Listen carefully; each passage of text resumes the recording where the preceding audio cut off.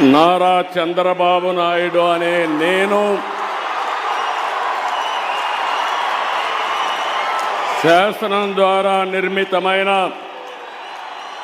భారత రాజ్యాంగం పట్ల నిజమైన విశ్వాసం, విధేయత చూపుతానని, భారతదేశ సార్వభౌమాధికారాన్ని, సమగ్రతను కాపాడుతానని ఆంధ్రప్రదేశ్ రాష్ట్ర ముఖ్యమంత్రిగా